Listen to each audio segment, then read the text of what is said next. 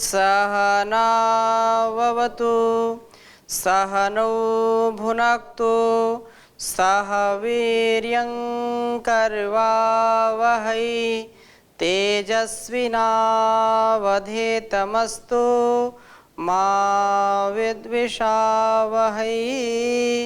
ओम शांति शांति शांति। वैदिक जीवन पद्धति की इस कक्षा में आप सबका पुनः हार्दिक स्वागत है, अभिनंदन है। बहुत ही सुंदर वेद चर्चा चल रही है। वेद कथा एक प्रकार की ये वैदिक जीवन पद्धति में परम पूज्य श्री स्वामी जी महाराज, परम पूज्य आचार्य श्री के पावन सानिध्य में हम बहुत दिव्यता और भव्यता की प्राप्ति के लिए कटिबद्ध हैं।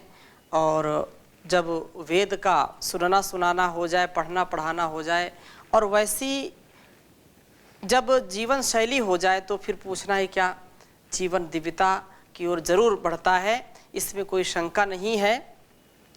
हम बहुत ही धन प्राप्ति, यश प्राप्ति और अलग अलग सुख की कामना में जीवन को जीते हैं, लेकिन सच्चा सुख, सच्चा आनंद कब मिलता है? जब उस प्रभु की कृपा हमारे ऊपर होती है।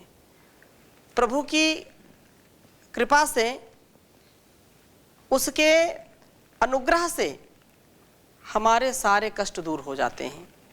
तो आज का वेद मंत्र बहुत ही सुंदर है और इसमें अलग अलग संदर्भों में यह बात कही है कि हमारा जो राष्ट्र है वो अलग अलग विद्या से युक्त लोगों के लिए एक प्रांगण है और अपने अपने कर्तव्यों का निर्वहन करते हुए सब अपने जीवन में श्रेष्ठता को प्राप्त करें।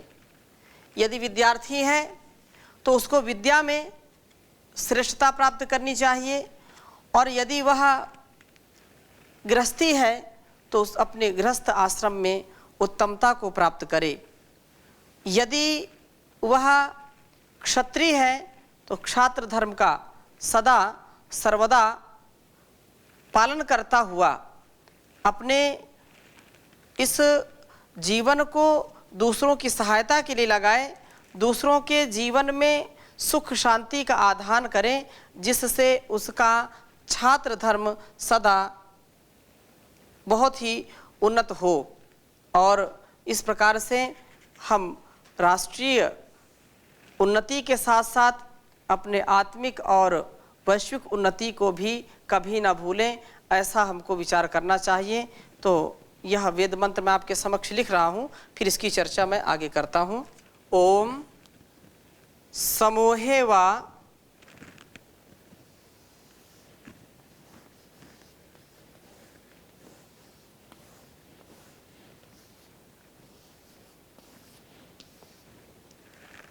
समूहे वा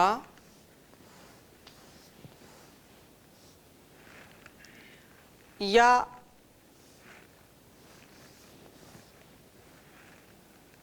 आशत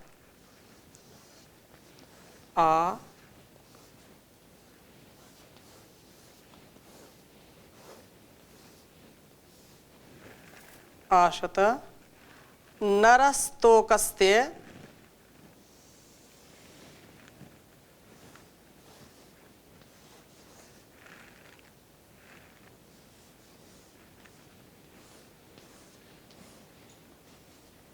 नरस्तोकस्य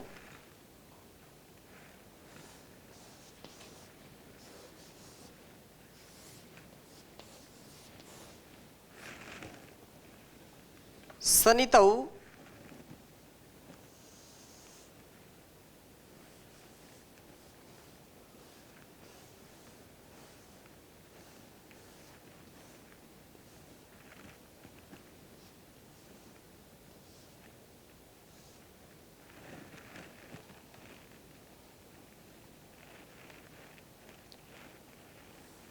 विप्रासो वा धियायवः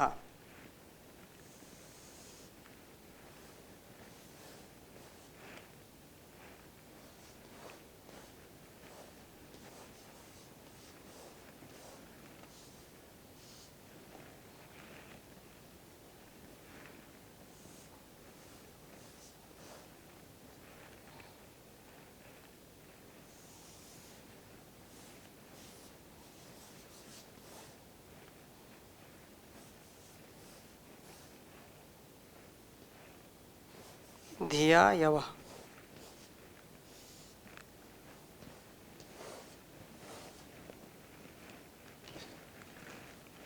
उच्चारण करेंगे एक बार।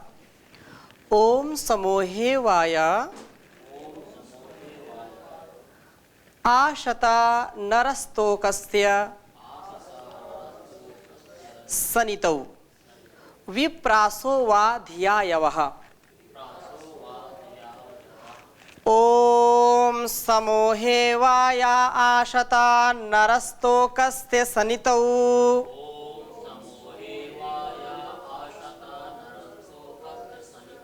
विप्रासो वा धिया यवः। विप्रासो वा धिया यवः।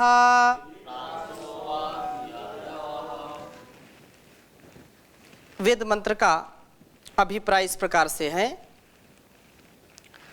कि जो परमात्मा से हम बार बार प्रार्थना करते हैं, विजय की प्रार्थना करते हैं, सभी विजय चाहते हैं अपने इस धर्म क्षेत्र में, कुरुक्षेत्र में, इस जीवन के युद्ध क्षेत्र में। अंदर भी एक युद्ध चल रहा है और बाहर भी एक युद्ध चल रहा है। इस दोनों युद्धों में कोई भी पराजित होना नहीं चाहता है।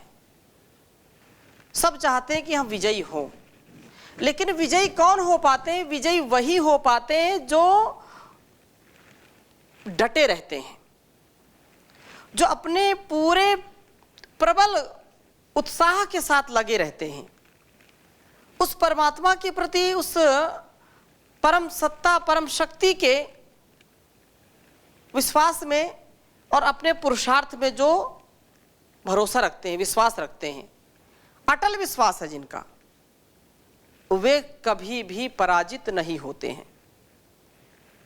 और यहाँ पर इस वेद मंत्र का अभिप्राय यही है कि जो जिस कर्म में लगा है, जिसका जो स्वधर्म है, उसको करना उसके लिए श्रेयकर है, उसके लिए परम कल्याणकारी है।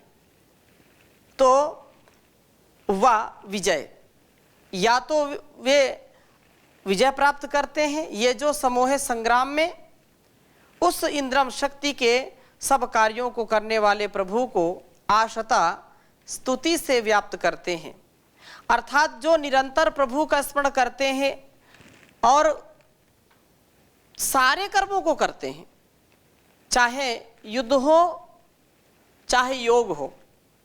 योग और युद्ध दोनों में समता होनी चाहिए। ऐसा कैसे हो सकता है? ये बड़ा कठिन काम है कि युद्ध में भी ऐसी स्थिति रहे। यही बात तो भगवान श्री कृष्ण समझाते हैं अर्जुन को, युद्धस्व विगतज्वरा, तुम युद्ध करो लेकिन इसमें लिप्त मत हो, अंदर से तुम बिल्कुल अपने आप को कंपायमान मत करो, अंदर से स्थिरता युक्त युद्ध करो। समत्वम योग उच्यते। कर्म करो, कर्म करते करते अपने अंदर कोई विकार न उत्पन्न करो।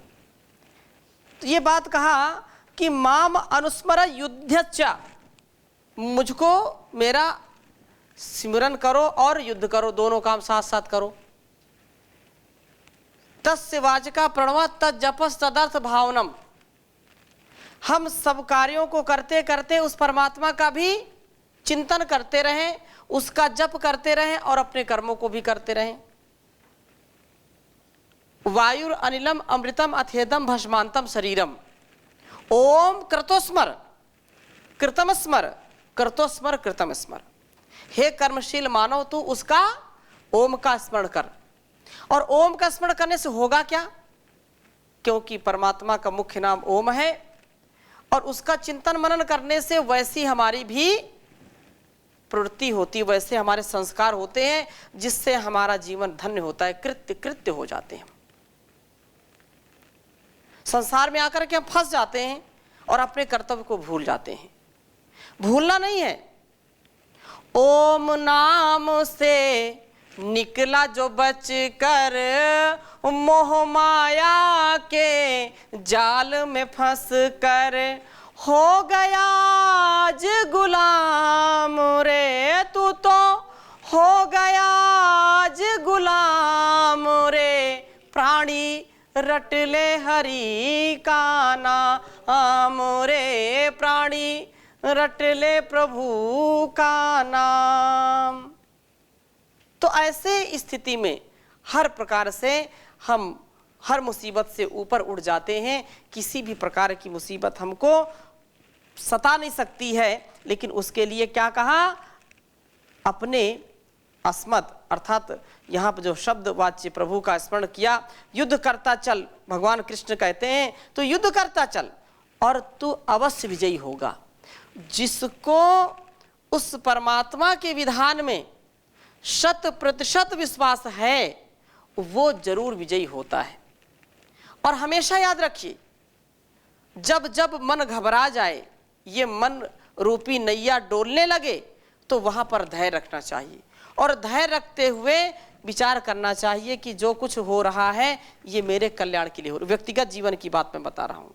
व्यक्तिगत जीवन में यदि हताशा निराशा आने लगे, किसी ने डांट दिया, डपट दिया, हमारा स्वार्थ सिद्ध नहीं हुआ, हमने जो अपेक्षा रखी थी, जो हमारी उम्मीद थी, जो आशा थी, वो जब मिट्टी में मिल जाए तो भी हमको कभी भी घबराना नहीं चाहिए, हमको कभी भी परेशान नहीं होना चाहिए। परमात्मा के प्रति सजगता पूर्वक, उसकी भक्ति पूर्वक कहा कि जब तुम आगे बढ़ते हो तो इस युद्ध में जरूर जीत जाते हो।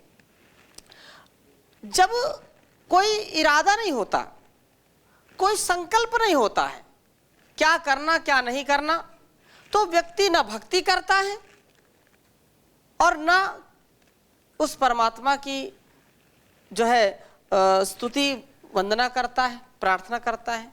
मनमानी ढंग से लोग चलते हैं और ऐसा मनमानी करने वाला व्यक्ति कभी भी विजयी होगा क्या? चाहे अंदर के युद्ध हो चाहे बाहर के युद्ध हो, कोई भी विजय नहीं होता है। मन में जो आया, मन में जब आए सो गए, मन में जब आया खा लिया, मन में जब आए जहां घूम आए, मन में जब आया नहा लिया, कुछ भी कर लिया। ऐसा मनमानी करने वाला व्यक्ति, अव्यवस्थित जीवन जीने वाला व्यक्ति कभी भी अपने पथ, अपने संकल्प, अपने लक्ष्य की प्राप्ति कभी नहीं कर सकता है। ऐसे ही संसार में यदि हम युद्ध जीतना चाहते हैं तो अंदर का भी अस्तित्व व्यवस्थित होना चाहिए, मजबूत होना चाहिए, और बाहर की भी जो हमारी व्यवस्था है उसमें भी हम सुदृढ़ रहें। इसलिए इस बात को यहाँ पर कहा है कि वह अवश्य विजयी होता है। तो कस्ते तू पूर्ति तौती पूर्णार्थकः, जो आवश्यकताओं की पूर्ति के लिए आवश्यक धन की सनितव प्राप्ति में भी वे ही नर मनुष्य विजयी होते हैं। ये जो आशता प्रभु को स्तुति से व्याप्त करते हैं, प्रभु का स्मरण पूर्वक पुरुषार्थ करने पर वह कहता है स्वयं कि वयम श्याम पतयोरेणाम। वो साधक, वह ईश्वर भक्त व आध्यात्म जीवन जीने वाला व्यक्ति स्वयं इसका अनुभव करने लगता है कि हम परमात्मा आपकी कृपा से धन ऐश्वर्यों के स्वामी होवें। वयम श्याम पतयोरेणाम। और कहा कि प्रभु विस्मरण होने पर धन के लिए किए गए प्रयत्न हमें धन का दास बना देते हैं, धन का गुलाम बना देते हैं। और वाह धियावयः, जो कहा वाह धियावयः, प्रज्ञा की कामना वाले ही विप्रासः, ब्राह्मण अपने बुद्धि को, जो धीर गंभीर विद्वान हैं वे अपने बुद्धि व विज्ञान प्राप्ति रूप कार्य में विजयी होते हैं। जो कि आशता उस प्रभु को स्तुति उसकी व्याप्त कराते हैं, अर्थात उसकी स्तुति प्रार्थना उपासना से अपनी बुद्धि की शुद्धि करते हैं, अपने कर्मों को शुद्ध करते हैं। शुद्ध ज्ञान, शुद्ध कर्म और शुद्ध उपासना से जो अपने जीवन को जीते हैं वो जरूर इस संसार में और इस शरीर में विजय प्राप्त करते हैं। इस अपनी इंद्रियों को, ज्ञानेंद्रियां, कर्मेंद्रियां जो हमको बाहर की ओर ले जाती हैं और ऐसे पथ में जाकर के गिरा देती हैं जहां पर व्यक्ति का जीवन बहुत गंभीर हो जाता है, पतन की ओर हो जाता है, अवसाद में चला जाता है व्यक्ति। तो अवसाद में कोई ईश्वर भक्त नहीं जाता है, ऐसा हमको पूरा भरोसा रखना चाहिए, उसकी कृपा दृष्टि हमारे ऊपर होगी। क्षत्रिय संग्राम में, वैश्य धन प्राप्ति में, ब्राह्मण प्रज्ञा संपादन में, प्रभु स्तवन से ही विजय में लाभ लिया करते हैं। उनकी विजय सुनिश्चित होती है, निहित होती है, क्योंकि जब प्रभु के प्रति भक्ति का या उसके द्वारा दिए गए इस जीवन का हम सदुपयोग करते हैं तो निश्चित रूप से आप देखिए कि एक दिव्यता घटित होती है। और जब इससे हम पथभ्रष्ट हो जाते हैं, भटक जाते हैं, तो कभी भी हम उन्नति को नहीं प्राप्त होते हैं। हमने यदि लक्ष्य निश्चित किया है तो उस निश्चित लक्ष्य के लिए जब हम चल पड़ते हैं तो एक न एक दिन मंजिल हमको मिलती ही है। और जब लक्ष्य हमने नहीं सुनिश्चित किया है तो लक्ष्य सुनिश्चित नहीं होता है तो व्यक्ति भटकता रहता, उसको पथ ही नहीं मिलता। और पथ मिलता है तो अलग अलग जो पथ आते हैं उनमें इधर उधर वो भटकता रहता है। तो हमको जब एक पथ मिल जाए, सुपथ मिल जाए, ईश्वर के द्वारा दिए गए ज्ञान से हम अपने जीवन को सुदृढ़ बनाने का जब संकल्प ले लेते हैं तो उससे कभी पीछे नहीं हटना चाहिए। लोगों का यह जो स्वभाव है कि उनसे पूछो आपने क्या विचार किया है अपने जीवन में। अजी अभी कुछ विचार नहीं किया, आपका लक्ष्य क्या है जीवन में। भौतिक लक्ष्य तो कुछ लोग बता देंगे, मैं बहुत बड़ा आदमी बनना चाहता हूँ, मैं बहुत धन कमाना चाहता हूँ, मैं बहुत बड़ा गायक बनना चाहता हूँ, मैं बहुत बड़ा बांसुरी वादक बनना चाहता हूँ। कोई बोलता है मैं बहुत बड़ा नेता बनना चाहता हूँ। अलग अलग ऐसी स्थिति तो बताएंगे, लेकिन यदि पूछो कि तुम्हारा जीवन यहाँ तुमको मिला है, इस संसार में आए हो, इसका क्या लक्ष्य है, कभी विचार किया। आयु 55 की हो गई फिर भी कहते हैं अभी तो विचार इसमें नहीं किया कि ये जीवन क्यों मिला था। बातों ही बातों में बीती रही उमरिया, तुझे होश ना आया। तो इस बातों ही बातों में जीवन ना बीते, ये वेद के जो मंत्र हैं इनको हम आत्मसात करें और इनके आदेश उपदेश संकेत को समझ करके अपने जीवन में उतारें। किसी कवि ने बहुत सुंदर लिखा है कि हम कैसे जीते हैं, जिए जा रहे हैं, कोई लक्ष्य नहीं, कोई सुनिश्चित मंजिल नहीं, तो कैसे हमारा लक्ष्य पूरा होगा, पूरा ही नहीं हो सकता है। जिए जा रहे हैं, जिए जा रहे हैं, सफर को खत्म हम किए जा रहे हैं। जिए जा रहे हैं, जिए जा रहे हैं, सफर को खत्म हम किए जा रहे हैं। क्यों जी रहे हैं खबर ही नहीं है, इरादों पे अपने नजर ही नहीं है। या श्वास आ रहे हैं, लिए जा रहे हैं, ये श्वास आ रहे हैं, लिए जा रहे हैं। जिए जा रहे हैं, जिए जा रहे हैं, सफर को खत्म हम किए जा रहे हैं। कहाँ जा रहे हैं, कहाँ है ठिकाना, कभी हमने सोचा ना समझा न जाना। कभी हमने सोचा ना समझा न जाना, जो दिल में है आया किए जा रहे हैं। जो दिल में है आया किए जा रहे हैं। जिए जा रहे हैं, जिए जा रहे हैं, सफर हम खत्म अब किए जा रहे हैं। काम क्रोध लोभ और ईर्षा में पड़कर, काम क्रोध लोभ और ईर्षा में पड़कर, प्रायः गुनाहों की दल दल में फंस कर, नफरत के प्याले पिए जा रहे हैं। नफरत के प्याले पिए जा रहे हैं। जिए जा रहे हैं, जिए जा रहे हैं, सफर हम खत्म अब किए जा रहे हैं। मुबारक उन्हीं का है जीना जहां में, मुबारक उन्हीं का है जीना जहां में।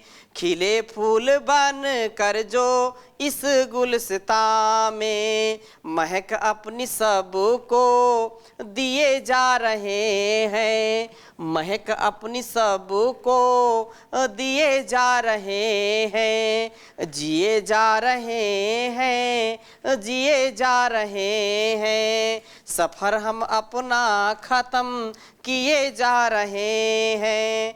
फटे दिल मोहब्बत के धागों से सीकर, फटे दिल मोहब्बत के धागों से सीकर, अमर हो गए आंसू दुनिया के पीकर, अमर हो गए आंसू दुनिया के पीकर।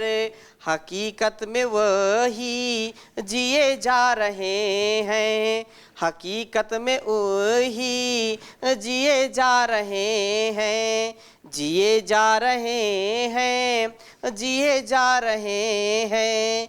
सफ़र को ख़त्म हम किए जा रहे हैं।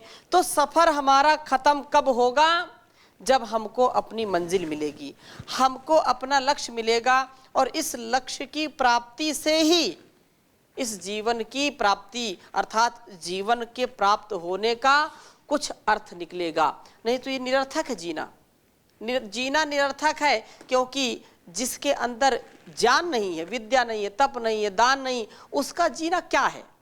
उसके यशस्वी स्वभाव में न्यूनता है, तो उसका जीना कोई जानता नहीं है। उसी का जीना लोग जानते हैं जिसके जीने से इस जगत को लाभ मिलता है, जिसके जीने से उसी का लोग जीना और जाना जानते हैं जो जगत के लिए जीता है। अपने लिए तो सब जीते हैं, लेकिन अपने लिए, अपनों के लिए और इस संसार के लिए जो अपने जीवन को दांव पर लगाता है, उसको सब जानते हैं। इसलिए परमात्मा की भक्ति और सार्थक उसी का जन्म है, भक्ति प्रभु की जो करे। सच्चा है भाग्यवान वह पापों से जो सदा डरे, पापों का रोग जब बढ़े साथ विषय विष भी बढ़े, भक्ति की भूख न जगे जब तक न वासना मरे। वासना को मारने के लिए उपासना की आवश्यकता है। इसलिए इस वेद मंत्र में कहा कि हम चाहे कुछ भी हो, जिस भी उत्तरदायित्व को निभा रहे हैं उसमें पूर्ण रूप से विजयी हों, पूर्ण रूप से हम संग्राम को जीतने वाले बने। क्योंकि ये शाम न विद्या न तपो न दानम, ज्ञानम न शीलम न गुणो न धर्मः, ते मार्त्य लोके भुवि भार भूता, मनुष्य रूपेण मृगाश्चरन्ति। कहा ये शाम न विद्या न तपो न दानम। अरे जो अपने विद्या काल में विजयी नहीं होते हैं, जो विद्या अध्ययन में जितेंद्रियता के साथ यशस्वी विद्या को प्राप्त नहीं करते हैं, यशस्वी जीवन को नहीं बनाते हैं, उनका जीवन भी क्या जीवन है। ये शाम न विद्या न तप है, न दान है, न उनको तनिक ज्ञान है। येषाम न विद्या न तपो न दानम, ज्ञानम न शीलम न गुणो, न कोई आचरण का पता, न उनके अंदर कोई विशेष गुण है, न धर्म का ज्ञान है। ते मर्त्य लोके भुवि भार भूता, मनुष्य रूपेण मृगश्चरन्ति। वो इस धरा में भार के समान है, वो धरती के बोझ हैं जो इन गुणों से विभूषित नहीं हैं।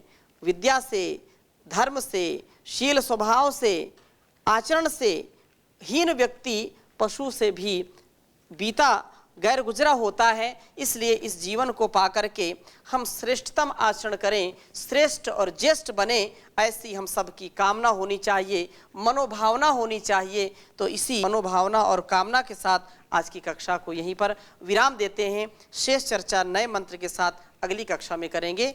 ओम शांति शांति शांति।